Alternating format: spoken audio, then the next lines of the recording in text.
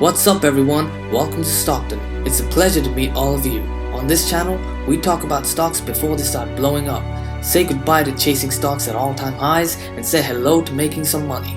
So if this sounds like something you want to take advantage of, then hit that beautiful subscribe button and like the video. Now let's get to it.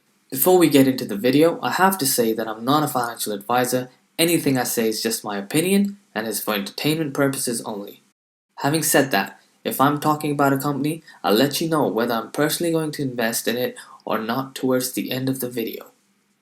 But you should always do your own due diligence, so with that out of the way, let's get started. Hi guys, the market is absolutely destroying every single growth stock that you can think of, and if I'm completely honest, this isn't even a full-blown market crash yet. No matter what you think the future holds for the stock market or the economy as a whole, one thing is for certain. Just like bull markets, bear markets don't last forever. Today, I wanted to single out BNGO genomics and specifically wanted to talk about this article that was published yesterday. Lofty expectations are already priced into BNGO genomics. First of all, I find it interesting that they chose to publish this article after the share price has fallen by more than 50%.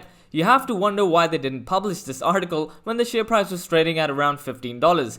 If you started a position in BNGO genomics at all-time highs, so when it was trading at around $15, then sure, at that point, a lot of the expectations were already baked into the share price. But it depends on how far ahead you were looking into the future. This article was published on the 22nd of February when the share price was around $13. The primary argument that it's not too late to buy BNGO genomics focuses on the long-term prospects, and those prospects could be outstanding. The company's technology is impressive. Its Sapphire genetic sequencing system can detect large structural variations that others can't. Sapphire looks at variations in up to millions of DNA base pairs, a capability that is crucial in researching some diseases. The company is pretty much in a league of its own in its niche market of digital cytogenetics.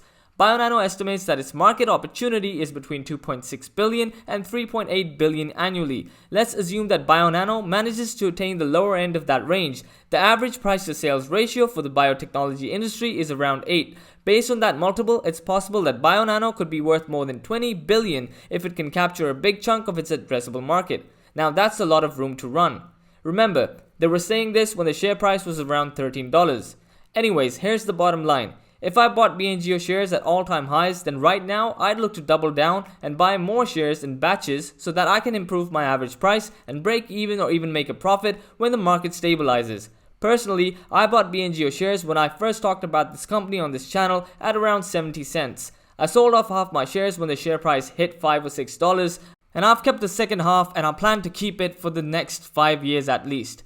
In my opinion, the virus has highlighted the importance of gene sequencing and structural variation detection, and soon, insurance companies will make gene sequencing a mandatory clause. I don't think we're too far away from this future.